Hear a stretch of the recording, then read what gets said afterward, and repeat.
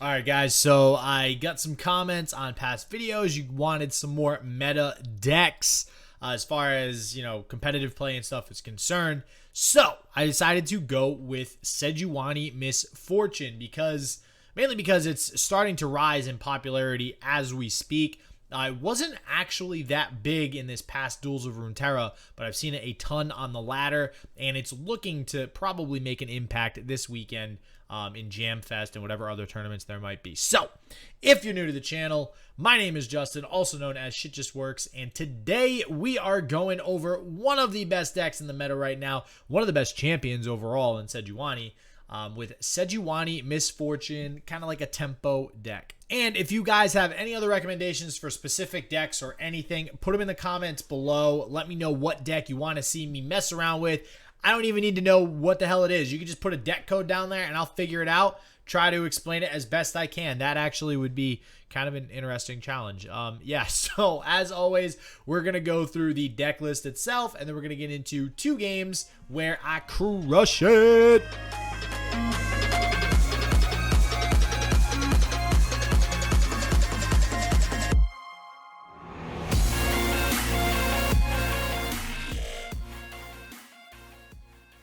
All right, so as always, you're going to find the deck code and the deck link in the description below. If you want to go ahead and check it out, you want to use it yourself, go for it. This version is pretty just typical. It's like the version of the deck.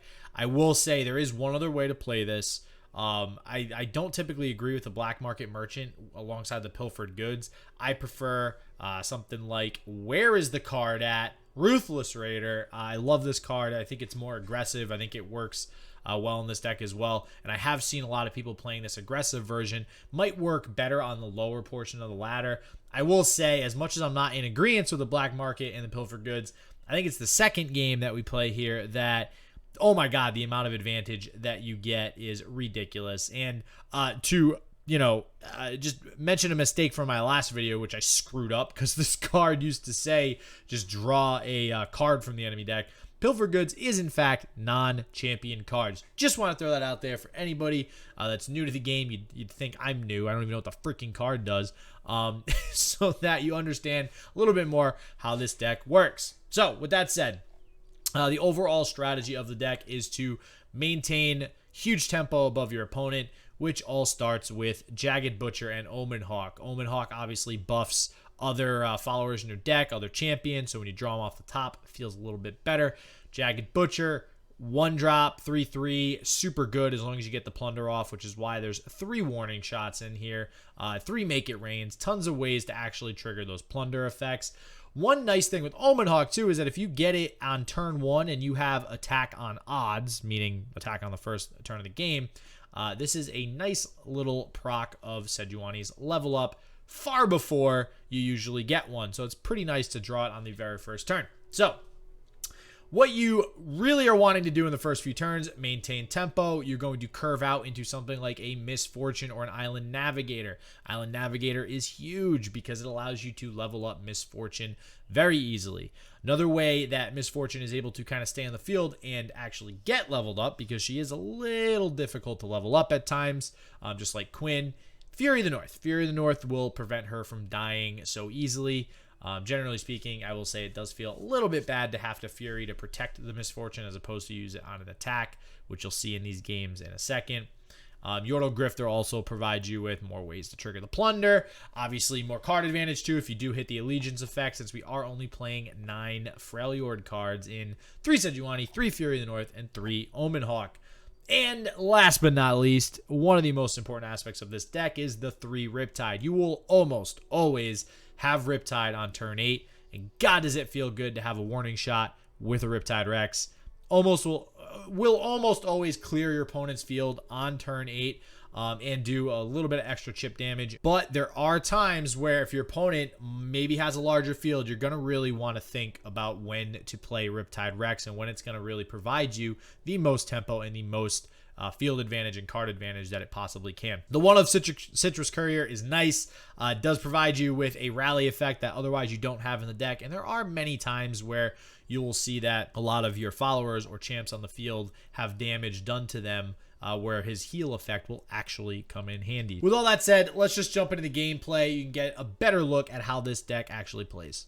All right, guys, we are getting into game one here, which is actually versus a very common deck in the meta right now, Ashe Sejuani, which is a pretty awesome deck. Not gonna lie, it's more of like a mid-rangey type deck that does look to control the game early on, get to the mid game, get huge advantage off Trifarian Assessor. So we do know that we have kind of a clock here. We're probably looking to win by turn 8 with maybe a Riptide on the last turn. So you do have to be super aggressive here. So the Omen Hawk as a first draw, obviously was just mentioning it earlier, always feels good. Even if you're attacking on evens, if your opponent doesn't have a 1-drop, you will 9 times out of 10 want to be open attacking like I just did there. Reason being, now you get a jagged Butcher on the field as a 3/3. Just so happens we have another Omen Hawk too. So that's kind of the dream. Drawing 2 Omen Hawks early, you're going to get a lot of buffed up units. Now, in this particular situation, my opponent is actually kind of challenging me for the field here, and I can't let that happen. This is why Averrosion Trapper is so good for Freljord, especially in control or this deck specifically, mid-range. It's a 3/3 now, which is scary. So I actually do have to play this Jagged Butcher here to keep the tempo over my opponent, so to speak, so that if he does attack with Averrosion Trapper, he does not have any good trades. He probably would have taken the attack prior to that, so that he would just trade 3/3s, and I'd have far less aggression on the field, but now he cannot. So what I want to do here is actually take the open attack. Obviously, I could summon the hired gun, but not the best thing to do in this situation. If you want my honest opinion, there's really no good hired gun targets. I could vulnerable the Averrosion Trapper here, and then go ahead and pick it off, which I think is why I just hovered over the Jagged Butcher there. Pick it off with the 4/4, kind of get a good trade for myself. I don't think I actually end up getting good value off of the hired gun after everything's said and done anyways, just because of how this turns out. But I am able to critically push through some damage here early on. So getting my opponent down to 14 is very helpful. Typically, this sort of deck isn't running heal, this Freljord Noxus mid-range deck. So I know that damage is going to be very impactful, especially early on in the game. So I do get the vulnerable on another 3/3. Unfortunately, it's already kind of paid for itself. It's drawn probably just through the Averrosion Hearthguard. I'm not sure where it came from in the hand. But now I'm at a point where, honestly, I'm a little behind now. I mean, Averrosion Hearthguard, this is one of the reasons why it's so good. As a 5/5, it just feels really bad seeing that come down, especially with, I have no turn 5 plays, right? So I need to be relying on, playing a, the guy that gives you a warning shot. I can literally picture like this Yordle Grifter. Haha, yeah, that's right.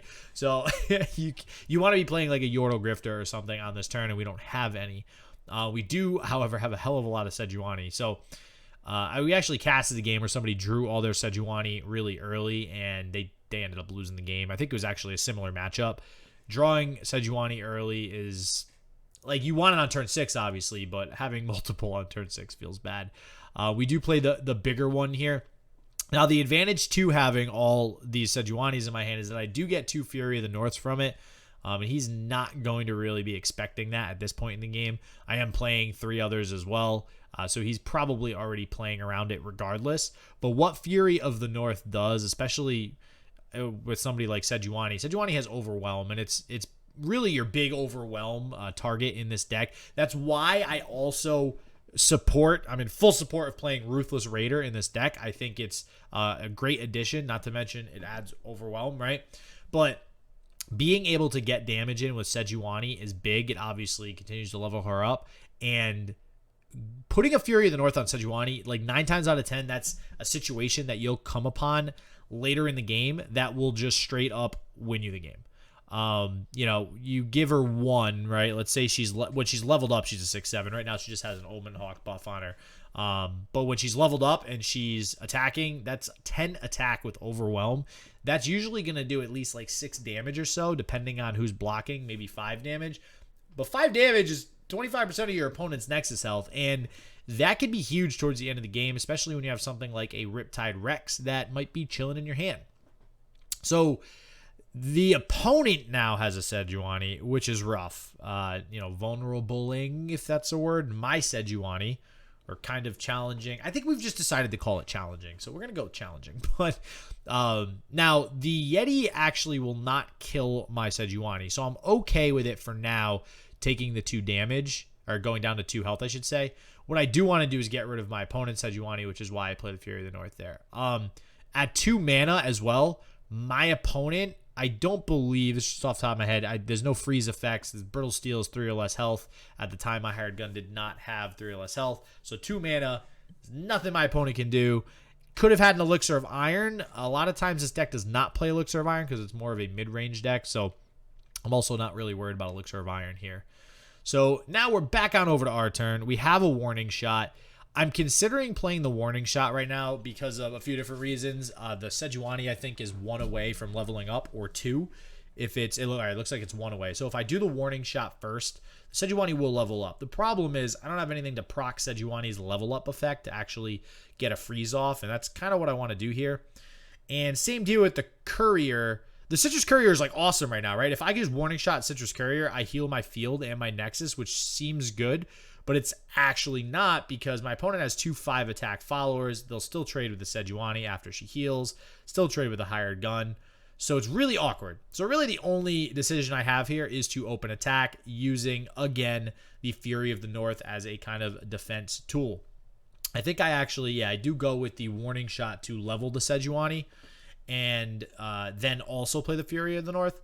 So one thing to note with Sejuani is that when you level her up and then also do damage with her in the same turn, her effect will proc. And that's what you're seeing here. The one thing I want to say is this deck that I'm going up against plays Harsh Winds. I took a risk here. I just went all in and I went for it. If my opponent had Harsh Winds, he would have won the game. Because there's no way I come back from that. Or, maybe I do. My Sejuani would have lived. Who knows? But you always have to be playing around Harsh Winds in that deck. So don't follow my example there. And make sure you're playing around Harsh Winds. So we got number 2. All right, so number 2 is actually, if you guys have heard of this deck ever, it's a Heimervai deck. I know, right? Geez, who would have ever thought to put those 2 champions together? This deck, man, Jesus Christ. This deck is everywhere. I already made a video. I almost want to make another video on Heimervai just because everybody freaking plays it. All right. So we have the Omen Hawk. We have the Dream. We have the attack on odds. We have the opening Omen Hawk. So this is a free proc on the level of Sejuani. It feels super good. Our hand also feels really good, right? We have, especially after drawing into the Omen Hawk buffed Jagged Butcher. That is literally what you want to happen. You want to play an Omen Hawk. You want to play a Jagged Butcher with the Plunder on top of an Omen Hawk effect. Now all of a sudden, you have a 1 mana 4/4. And you can see my opponent's actually Mystic Shotting an Omen Hawk, which feels really bad for them. They're doing this to prevent the Plunder effect. So in my mind, I'm like, all right, they already took a super bad trade because they wanted to avoid me getting a Jagged Butcher down or anything else with a Plunder. But the way my hand's curving out, I have exactly 5 mana where I can get Plunder off and play all my Plunder effects. So I'm like, all right, I'll take the bad trade, which is essentially me playing, Make It Rain for 2 mana just to deal 1 mana to my opponent's Nexus. Doesn't feel good, but it does after I play these 2 cards because I get the card immediately back from my opponent's deck. So card advantage-wise, I'm even. And now I have huge tempo up on my opponent in this Jagged Butcher. And you can see, again, they're Mystic Shotting, so they're definitely focusing on removing any threats, which is obviously... listen, this is a Heimervai deck. That's what they're trying to do. They're trying to make it to, turn 6, turn 7. They can start getting Heimer online, getting infinite turrets. So we need to keep the pressure on as much as possible in this early game, similar to the last game that we just saw. So we take this block. We know that Jagged Butcher probably is going to get killed by a Static Shock, which we actually took 1 of from our opponent. It's less likely. Another Mystic Shot, pretty much anything. We do want to get the Yordle Grifter going because we have other Plunder effects in our hand, right? We have a Warning Shot. We have a Jagged Butcher, another one. We have a Riptide Rex. And from this point on, or probably since, honestly, the last turn, we are constantly eyeing that Riptide Rex, all right? If we can keep our opponent's field low, and you can see they're already super behind on advantage, then we know that if they do play a Heimer, it's going to get wrecked by Riptide Rex. And one thing I do want to point out, all right, our opponent is super behind on card advantage. Look how small their hand is compared to us. I mentioned earlier playing Ruthless. Jesus, why do I always... Ruthless Raider. Me and card names, man. Jeez. All right. I mentioned playing Ruthless Raider. It's pretty good to be aggressive. However, this exact situation, this exact matchup right here is where this whole plunder combo shines of stealing your opponent's cards. Listen, we have a Static Shock in hand. We have a Deep Meditation right there. Those two alone, that's so much extra card advantage that our opponent will now not be able to keep up with. Like, they have to now draw into a Deep Meditation or something similar, or like a Progress Day, right? They do Twin Disciple to save the Solitary Monk, which I'm actually okay with because of all the removal I have in my hand. As of right now, I don't have, like, that was my way of plundering. They're blocking my attack. I don't have a way of plundering now. So I know that I'm going to be using either Make It Rain or Static Shock to plunder. So there's no reason for me to really be reactive to them playing the Twin Disciples. I can freely play the Static Shock, get a proc on the plunder, get a damage off of the Solitary Monk, which now puts it in range of Make It Rain, and I get to draw a card. So this, again, just all these plunder effects that allow you to take these cards from your opponent, that allow you to just, get inherent card advantage by just drawing cards in general. They do have a place, and this is it. It's in the control matchup. We're very far ahead, even though it's against a control opponent, and it's going to be very difficult for them to come back. Right here, again, now we played right into, it's their attack turn. We have the Make It Rain. This will proc plunder again on our opponent's turn, and that's something you want to also be planning out for future turns with this deck is, all right, how can I organize my hand so that I am getting a plunder effect for every turn if needed, and not just for every turn to get plunder effects, but for every turn to consistently level up the Sejuani, right? And that's just something that you got to constantly keep an eye on. You obviously, again, we talked about this a few turns earlier, you want to make sure you're focusing on that Riptide Rex too. Like, you need to be getting Riptide Rex off on turn 8. Like, that seals the deal in this matchup. 100%, which I think you do actually, you're going to see it come down. I think it was this turn 7. You're going to see this come down in a second. The Island Navigator is honestly just insult to injury. We're going to be able to push through a bunch of damage here. That Heimer, a little bit too late. A little bit too late, not going to lie. And it's actually pretty funny that we drew a deny here from our opponent's deck. It's going to feel so bad. Actually, the end of it's really is funny too. But you guys will see that in a second. So this is a little too late. Honestly, getting these 3-1s is the whole point of Heimer Vi. And honestly, we're not too scared of that against this deck for a few different reasons. We can have a leveled up Sejuani that freezes them all. We can have a Make It Rain that just gets rid of the whole field. That Fury of the North feels really bad for our opponent. I think that puts him at 1 to prevent that Get Excited from killing our unit. And then we also have Riptide Rex that can clear the board. So Riptide can kill the Heimer. It can kill all the elusive units. It can do a lot of things. And now you can see we're going into turn 8. We've set up the warning shot with the Riptide. There's really nothing our opponent's going to be able to do, which is why we come out with the Shen emote here. Now, this is pretty funny. This is kind of BM. I'm not going to lie. But I had to do it, right? My opponent tries killing himself with Get Excited, and I deny it. Because I wanted to win with the Riptide. And I'm a little bit disappointed that I couldn't get the Riptide off. Actually, the animation's kind of long, so I don't blame my opponent. But as long as you can get that turn 8 Riptide, 9 times out of 10, you are guaranteeing yourself a victory. Very, very easy. Just, God, Riptide Rex is so strong. This deck, definitely one of the top decks in the meta right now. Alright guys, and there is the Sejuani Misfortune deck. I know there wasn't a whole lot of Misfortune gameplay there. It is what it is. Sejuani really is the crux of this deck though. It's what makes it work. It's what makes it really, really, really good. So I hope you guys enjoyed it. I hope that helps. Hopefully you guys can bring this to a tournament, be a little bit competitive with it. But as always, everybody stay healthy, stay positive. I hope shit just works for you, and peace out.